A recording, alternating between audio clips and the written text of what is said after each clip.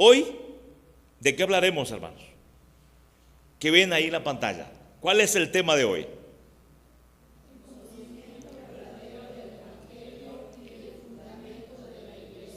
El conocimiento verdadero del Evangelio y el fundamento de la iglesia. De hecho, hermanos, el Evangelio es el fundamento de la iglesia.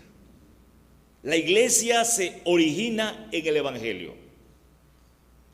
Y cuando hoy, por ejemplo, queremos hablar del pueblo de Israel y la iglesia, tenemos que pensar que cuando Dios elige al pueblo de Israel, de hecho Dios lo hace desde la eternidad. No fue algo que a Dios se le ocurrió en ese momento, ¿verdad? Cuando habla con Abraham, Dios había decretado desde la eternidad elegir a Israel como su pueblo. Ahora, una pregunta, hermanos. ¿Cuándo Dios decide establecer su iglesia? ¿Cuándo? ¿Cuándo Dios decreta llamarnos su iglesia? ¿Cuándo? Dios lo hace también desde la eternidad. El mundo no existía y Dios ya había elegido a su pueblo. El mundo no existía y Dios ya había elegido a su iglesia. Otra pregunta, hermanos. ¿En quién Dios elige a Israel? Otra pregunta. ¿En quién Dios establece su iglesia? En Jesucristo. De hecho, mire, la concepción de la mayoría de las personas y de los cristianos es que piensan que Cristo nada tuvo que ver con la elección de Israel.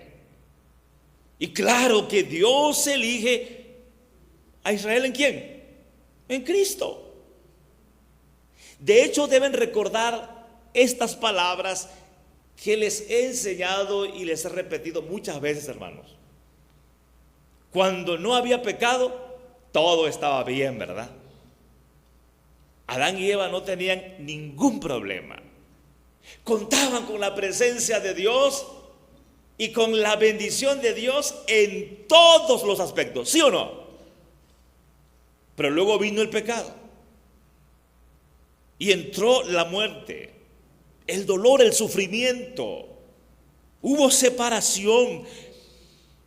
Adán y Eva se escondieron porque se avergonzaron y tenían miedo.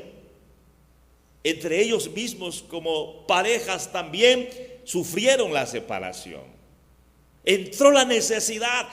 Con el sudor de tu rostro comerás el pan todos los días de tu vida hasta que vuelvas al polvo, porque polvo eres y al polvo volverás. Y no pasó más tiempo, sino que en ese momento, como el medio para que Dios bendijera a Adán y a Eva y a la humanidad, ¿qué Dios promete? ¿Cuál es la promesa de Dios? La liberación por medio de Jesucristo. ¿Quién aplastaría la cabeza de quién? De la serpiente, de Satanás. ¿Y qué es lo que Dios va a hacer luego? Dios derrama sangre. Entonces, tengamos este entendimiento, hermanos. Dios no pasa por alto el pecado. Dios no avala el pecado. Por lo mismo, Dios buscó un medio para resolver ese problema espiritual. ¿Y cuál es ese medio? Jesucristo, el Evangelio. ¿Quién es ese medio? Jesucristo. Miren, para muchos tienen en la idea y en el corazón de que cuando Adán y Eva pecaron,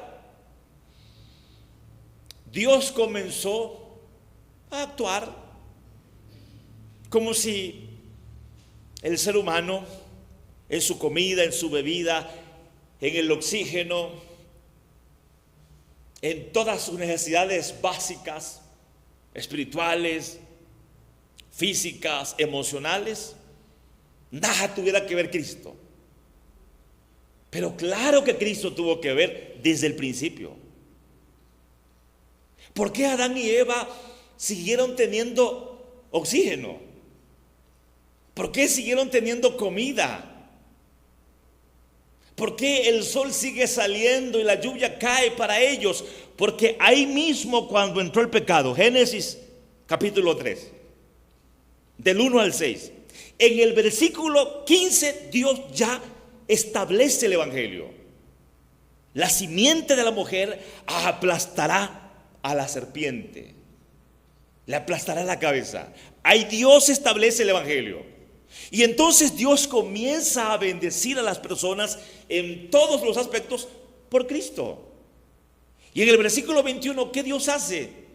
Cubre la vergüenza de Adán y de Eva, los viste con túnicas de pieles. Dios sacrifica.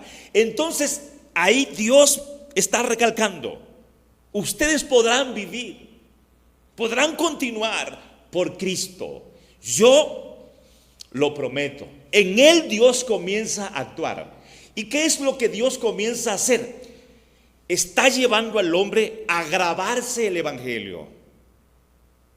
La cabeza de Satanás es aplastada por Cristo. El cordero es sacrificado para vestirles. Dios comienza a grabar el evangelio en el corazón de las personas, en la mente de las personas, en el corazón de las personas. Pero no solamente Dios quiere que se grabe en el evangelio, en la mente y en el corazón, sino que lo practiquen. Exacto, que lo hagan, que lo vivan. Por eso vemos de inmediato a Abel practicando el evangelio. Caín rehusó practicar el evangelio. Caín despreció el evangelio. Despreció el pacto de Dios por el que uno es bendecido. Pero Abel sí escuchó de sus padres el pacto, escuchó de sus padres el evangelio. Adán y Eva enseñaron el evangelio a sus hijos. Uno lo recibe y otro lo rechaza. Abel se acerca a Dios por medio de Cristo. Trae de lo más gordo de sus ovejas. ¿Y qué es lo más gordo de una oveja? Un cordero. Él sí recibe el evangelio. Él sí practica el evangelio. Él comenzó a memorizar el evangelio, a grabarse el evangelio, y Caín no. Pero Caín también hizo culto. O sea, él llevó a cabo el rito, trajo ofrenda, pero lo hizo de manera incorrecta. No trajo de lo más gordo de las ovejas, trajo del fruto de la tierra. Y la Biblia nunca dice que trajo por ahí fruto malo, de lo más feíto. No. Lo que la Biblia recalca es que él lo trajo cordero, trajo ofrenda. Y es lo que pasa con muchos cristianos. Están en la iglesia, están en la congregación, hacen cosas, pero no practican el evangelio.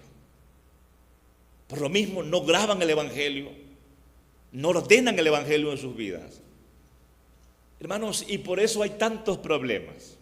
La gente se enoja, la gente se siente incómoda, la gente se desanima. Hoy algunos vienen contentos porque, bueno, se despertaron frescos, ¿verdad? Y la circunstancia les favoreció y dicen: hoy sí voy a la iglesia, y vienen contentos. Pero mañana ya no vienen porque tuvieron problemas. No son guiados por el evangelio. El poder del evangelio no se mueve en ellos. Por eso tenemos que saber que nosotros como seres humanos tenemos muchísimos problemas, hermanos, muchísimas dificultades. Pensemos en nuestro carácter, pensemos en nuestra manera de ser, y nos vamos a dar cuenta que necesitamos ser transformados todos los días por el evangelio. Pensemos en que muchas veces somos volubles, somos cambiantes. Hoy estamos contentos y mañana ¿qué? Tristes o enojados. Solo el evangelio puede cambiar eso. Y cuando el evangelio comienza a obrar en nuestras vidas, nos convertimos en verdaderos instrumentos de Dios. Hermanos, hoy la iglesia, las iglesias, las congregaciones padecen mucho. No hay constancia, no hay perseverancia. Y miren, y por eso las familias sufren. ¿Cómo están los matrimonios? Están mal. ¿Cómo están los hijos?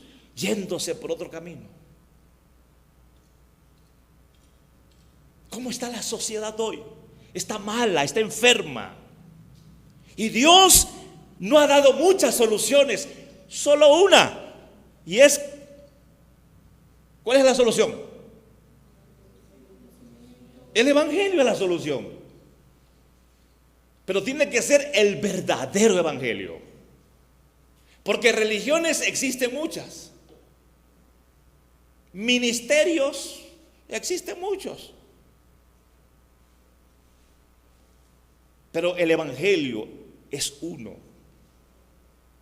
Y claro, hay otras ideas llamadas Evangelio, pero no son el Evangelio, sino que son distorsiones del Evangelio. ¿Y saben cuál es la estrategia principal del diablo? Tomar pequeñas partes del Evangelio, tomar pequeñas verdades para construir una gran mentira. El Evangelio es completo, debe ser completo, y solo el Evangelio. Y ahí está el fundamento de la iglesia, mis amados hermanos. A ver, hermanos, ¿qué es la iglesia? ¿Qué es la iglesia? Exacto, la formamos nosotros. La iglesia somos todos y a la vez es uno, ¿verdad? Porque usted es la iglesia y todos somos la iglesia. Y nuestra vida debe estar fundamentada en el Evangelio. Hemos venido, hermanos, teniendo lecciones acerca del Evangelio, ¿verdad? ¿Qué es el Evangelio? Y hoy quisiera escuchar de manera resumida, así como lo hemos dicho, lo hemos enseñado, ¿qué es el Evangelio?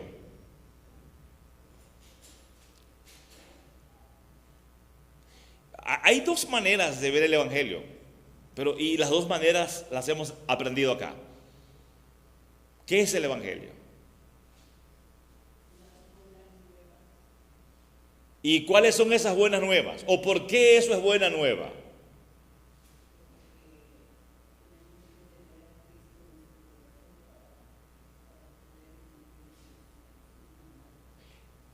Hermanos, de manera puntual, el Evangelio es la muerte de Cristo por nuestros pecados y su resurrección. Como el apóstol Pablo lo enseña, la muerte de Cristo por nuestros pecados conforme a las Escrituras y su resurrección conforme a las Escrituras. Y se precisa conforme a las Escrituras porque fue dicho de manera anticipada acerca de la muerte de Cristo por nuestros pecados, y fue dicho también en las Escrituras de manera anticipada la resurrección de Cristo al tercer día. ¿Esto qué quiere decir? Que Dios está revelando que el Evangelio es su plan.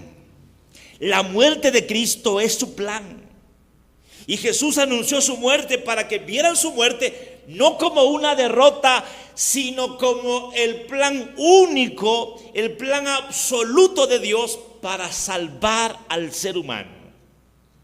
Los que no entendieron el Evangelio se pusieron tristes. Se acabó todo. Iban camino de Emaús, ¿verdad? Cuando Cristo había dicho, quédense en Jerusalén, esperen el tiempo glorioso de la resurrección y del derramamiento del Espíritu Santo, pero se fueron para otro lado. Y otros volvieron a sus trabajos, ¿verdad? Se acabó todo. No entendieron el Evangelio. Porque para ellos la muerte de Cristo fue una desilusión. Y los que no entendían el Evangelio, ¿qué decían? A ver, sálvate a ti mismo, desciende, bájate a ver si es cierto. Si eres el Cristo, baja de esa cruz. No entendían el Evangelio. No entendían que el estar en esa cruz era necesario para la salvación. Y el hombre que estaba ahí, al lado de Jesús, en la cruz, a ver, sálvate a ti mismo y de paso sálvanos a nosotros, ¿verdad? Y el otro dijo, tú no entiendes nada, no entiendes lo que está pasando. Y el hombre que estaba del otro lado sí entendió el Evangelio y se fue al cielo, ¿verdad? Y muchas veces nos pasa eso, hermanos. Pero grabémonos, hermanos, ¿qué es el Evangelio? El Evangelio es la muerte de Cristo por mis pecados y su resurrección. Porque su resurrección muestra, número uno, que Él no pecó. Si hubiera pecado, la muerte lo hubiese mantenido en la tumba. Pero como no pecó, la muerte no lo detuvo. Número dos, como Él vino para hacer la voluntad de Dios, que fue morir en la cruz por nosotros, su resurrección da testimonio de que el Padre aceptó su sacrificio, lo aceptó como bueno y suficiente para nuestra salvación. Por eso entendemos así la resurrección de Cristo. Hermanos, esto ustedes tienen que tenerlo en la mente, en el corazón. ¿Saben para qué? Para que lo puedan hablar. Si no lo tienen en la mente y en el corazón, no lo pueden hablar. Y si no lo pueden hablar, no pueden evangelizar. No pueden enseñar el Evangelio a sus hijos, a los nietos. No pueden enseñar el Evangelio a las personas. Si hoy, hermanos, tenemos que predicar el Evangelio al grado de que nuestra vida sea sacrificada por la predicación del Evangelio. ¿Cómo está el corazón de Dios en cuanto a nosotros si no predicamos el Evangelio? ¿Cómo ve Cristo la indiferencia de la iglesia ante la falta de la predicación del Evangelio? Tenemos que reflexionar. Hermanos, ¿cuántas cosas nos desaniman? Muchas, ¿verdad? Sí, porque si alguien habla mal de ti, ya te desanimas. Si alguien no te corresponde como tú quieres, te desanimas. Y así no podemos avanzar. El corazón del esposo muchas veces en la casa está triste por lo que vive en su familia, que no es el Evangelio. O el corazón de la esposa puede estar triste también por cómo se vive la relación conyugal en la casa. Los padres están tristes porque los hijos están perdidos. Pero si no tomamos el Evangelio, el matrimonio no va a funcionar. Los hijos no se van a convertir.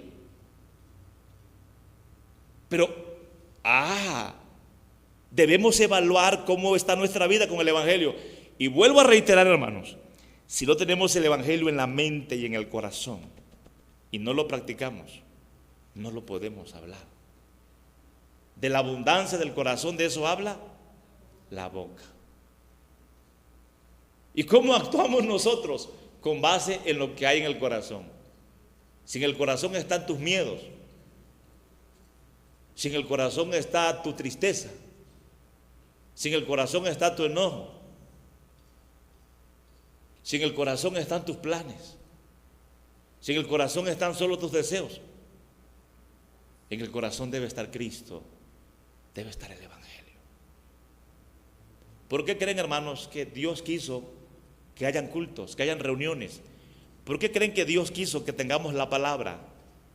Porque necesitamos el Evangelio todos los días. Yo no sé cuántos de ustedes están estudiando los devocionales que escribo durante la semana, pero ¿saben qué procuro yo? Que en cada reflexión ustedes vean el Evangelio, para que lo graben, para que se les quede grabado. Porque yo digo, si ustedes tienen el Evangelio todos los días, se va a grabar, hermano, se va a grabar, se va a grabar, se va a grabar en el corazón, y entonces vamos a estar bien. Porque yo soy ser humano y sé lo que uno sufre. Yo sé, hermanos, lo que uno sufre como personas, porque yo soy ser humano. También tengo una esposa y también tengo hijos, 2 hijas. Y sé lo que se vive en el hogar, en la familia. También enfermamos, ¿verdad? Y entonces la iglesia sufre, padece, pero el Evangelio es la solución. Yo siempre le he dicho a mi esposa que si no entiende el Evangelio, no va a entender mi ministerio. Y por eso ella tiene que repetir el Evangelio. Y cuando habla con alguien de la palabra, le digo, oye, Evangelio, Cristo. Tomo tiempo también con mis hijas para hablar acerca del Evangelio. que en su lenguaje esté el evangelio. Y si el evangelio está en su lenguaje y les toca irse del otro lado del mundo, van a estar bien. Porque si están en el evangelio, estarán bien. Y eso es lo que tenemos que anhelar para la casa, para la familia, hermanos. Por eso, esta palabra es importante. Miren, Jesús había hecho muchos milagros, había hablado bonito, se había presentado ante la multitud. Y luego él hace una evaluación.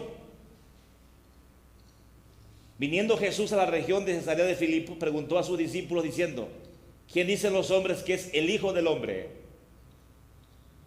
Unos dijeron Juan el Bautista, otros Elías, otros Jeremías o algunos de los profetas. Estas personas estaban dentro de la religión.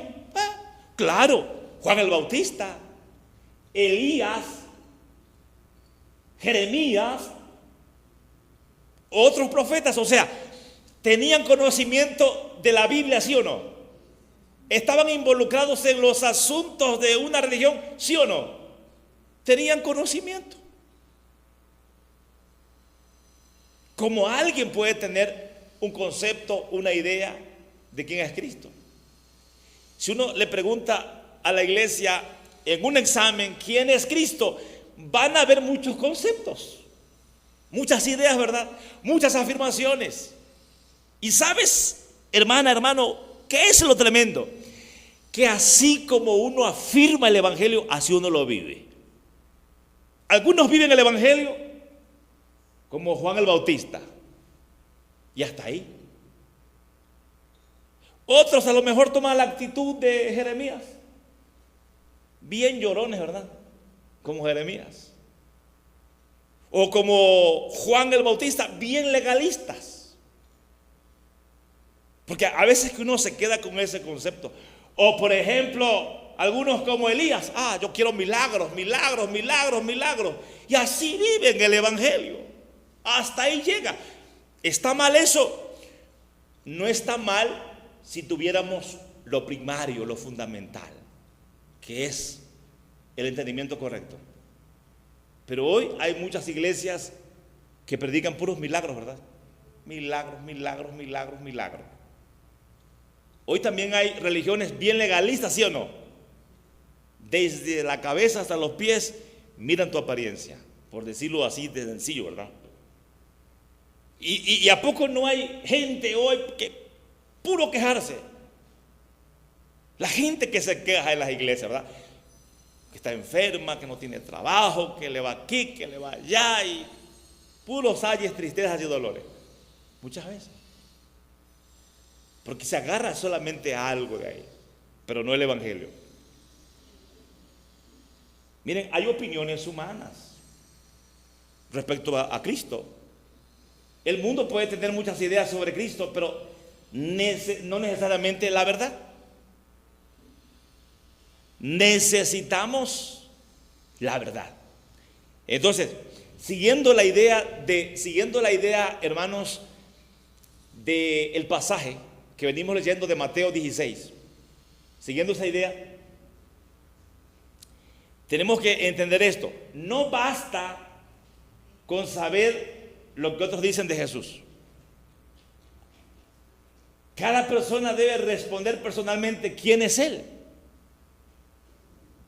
O sea, uno debe tener esa conclusión personal, quién es Cristo. Hermanos, siguiendo la idea del pasaje, vean lo que Jesús ahora hace. Ya que escuchó que algunos dicen que Juan el Bautista, es Juan el Bautista, es Elías, es Jeremías, y por ahí se escuchaban otros nombres de profetas, ¿verdad? Y nadie dijo que él era el Mesías, nadie dijo que era el Cristo. Sin embargo, luego Jesús por eso dice: ¿vosotros quién decís que soy yo? Simón Pedro dijo: tú eres el Cristo, el Hijo del Dios viviente. Esa es la verdad del evangelio. El Hijo de Dios. Tú humano, tú siendo humano, Él es el Hijo de Dios. Y este concepto, hermanos, de el Cristo no es solamente decir así, Cristo, sino que Pedro está diciendo, tú eres el que has venido del cielo para unirme con el Padre. Tú eres el sacerdote que ha venido a sacrificar su vida por mis pecados. Tú eres el rey que ha venido a liberarme del poder de Satanás. ¿Por qué, hermanos? Porque Cristo significa ungido. Es la palabra griega para ungido. Y la palabra del Antiguo Testamento para ungido es Mesías. Entonces, cuando una persona responde, tú eres el Cristo, el Hijo del Dios vivo, está diciendo, tú eres mi profeta que me une con Dios. Tú eres mi sacerdote que sacrificó su vida por mi pecado. Tú eres el rey que vino para liberarme del poder de Satanás. Porque ungido se usaba también para el ministerio profético, el ministerio sacerdotal, el ministerio de los reyes. Y entonces cuando Dios determina mi ungido, el Cristo, el Mesías, es porque antes lo ha revelado a través del oficio de los profetas, a través del oficio de los sacerdotes, a través del oficio de los reyes. Pero además Dios quiere que comprendamos el evangelio, la obra de Cristo, a partir de que Él es el único que nos reveló perfectamente a Dios. Él es la verdad. Él es el profeta por encima de los profetas, porque Él es la imagen de Dios. Dios habló a los padres a través de los profetas, dice Hebreos, pero nos ha hablado ahora a través del Hijo, quien es su imagen, quien es su semejanza, misma gloria, mismo poder, misma sustancia, misma esencia. El que ha visto a Cristo, ¿ha visto a quién? Al Padre. El que recibe a Cristo, recibe al Padre. Y Él es el sacerdote por encima de los sacerdotes, porque Él ofreció el sacrificio en la misma presencia de Dios y fue su cuerpo perfecto, no fue un animal imperfecto. Y como sacerdote perfecto no sacrificó por Él porque Él es santo. Y como rey verdadero vino a destruir el reino de Satanás. Entonces cuando yo digo, Él es mi Cristo, estoy entendiendo el evangelio de manera completa. Hermanos, miren la diferencia de leer. Todo lo puedo en Cristo que me fortalece. Sin un entendimiento de quién es Cristo, no hay bendición. Ahora, si yo digo, teniendo el entendimiento de quién es Cristo, todo lo puedo en Cristo que me fortalece, y pienso que Él es mi profeta, que Él es mi sacerdote y que Él es mi rey, entonces me gozo en mi proceso, en mi lucha, porque yo sé quién es mi Cristo. Tengo el entendimiento de Él y practico eso que yo sé. Por lo tanto, ninguna adversidad puede derrotarme. Seguiré adelante aunque todos estén en contra de mí. Seguiré adelante a pesar de mi enfermedad, a pesar de mis problemas. Seguiré adelante porque entiendo quién es Cristo. Ahora, pero si solo de manera religiosa, todo lo puedo en Cristo que me fortalece. O si tengo el concepto, un concepto legalista, todo lo puedo en Cristo que me fortalece. Si tengo el concepto de milagros, milagros y milagros. Si mi vida es puras quejas y quejas y quejas, no hay bendición. Entonces, hermanos, miren, la palabra que tenemos es el tesoro más grande, porque hay veces que nos sentimos, de verdad, hermanos, en procesos difíciles, ¿verdad? Pero si tomamos la palabra y comenzamos a leer la Biblia, encontramos el mensaje. La iglesia presbiteriana, ¿por qué creen que tiene un himnario? Porque históricamente cuando los himnos comenzaron a escribirse, se escribieron para que la iglesia pudiera confesar el evangelio. Por eso se trata de que los himnos estén apegados al evangelio, para que cuando cantemos, confesemos a Cristo. ¿Cómo cantamos al principio hoy? He decidido seguir a Cristo. He decidido seguir a Cristo. He decidido seguir a Cristo. No vuelvo atrás, no vuelvo atrás. Pero si cantamos eso creyéndolo, hermanos, ¿a poco no se siente el poder del Evangelio? ¿A poco no se siente que somos movidos desde adentro? Pero si cantamos por cantar sin entendimiento, ahí está el problema. Y por eso la Biblia enseña que hay que cantar con el espíritu, pero también con el entendimiento. ¿Por qué con el espíritu?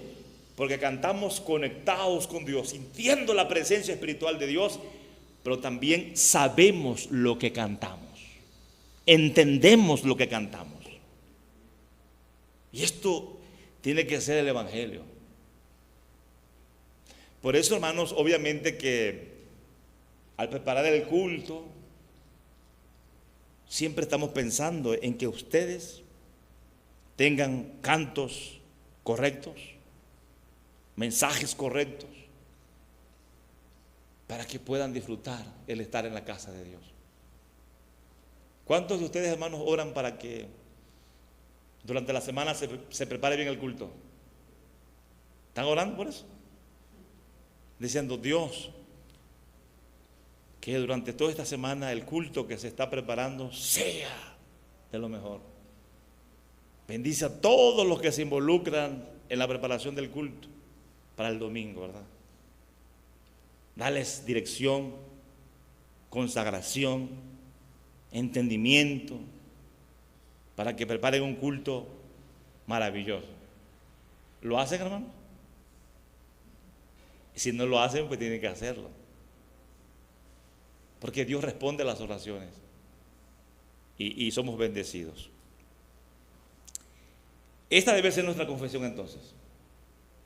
El Hijo de Dios. Y entonces, los tres oficios de Cristo que venimos enseñando: profeta, sacerdote y rey. Cuando leo en la Biblia Jesucristo, mi profeta, mi sacerdote, mi rey. Cuando leo en la Biblia Cristo, mi profeta, mi sacerdote, mi rey. El Señor Jesucristo, mi profeta, mi sacerdote y mi rey. Y entonces cuando digo mi Cristo, el diablo no tiene poder sobre mí, porque Cristo, mi rey, me ha liberado de su poder destructor. Mi Cristo, todos mis pecados ya han sido perdonados. Qué maravilloso es saber que Dios no me inculpa más de pecado, que soy su hijo, justificado en la sangre de Cristo. Gloria a Dios, porque hoy me levanto, voy a mi trabajo, voy a mi negocio, estoy con mi familia contento, porque Dios me mira con agrado a través de Cristo. Porque todo fue hecho en la cruz y hoy mi Padre Celestial me va a bendecir. No me avergüenzo delante de Él, disfruto el amanecer y glorifico su nombre, porque su presencia, su gloria me cubre por la sangre de Cristo, ¿verdad? Hoy me levantaré por la mañana e iré tranquilo sabiendo que yo estoy en la verdad. No ando en la mentira. Mi vida está centrada en la verdad, porque Cristo es mi profeta. Él es la verdad. Él es la palabra hecha carne. Y es contentamiento para nosotros el saber, hermanos, que no andamos siendo vacilados en esta vida, ni vacilando a nadie. Estamos en Cristo, estamos en la verdad, compartimos a Cristo y entonces compartimos la verdad. Esto es el Evangelio, esto es de bendición. Cada vez que yo enseño el Evangelio, mi vida se siente bien. Porque cuando hablamos del Evangelio y escuchamos el Evangelio y convivimos en el Evangelio, todo va a estar bien en nosotros.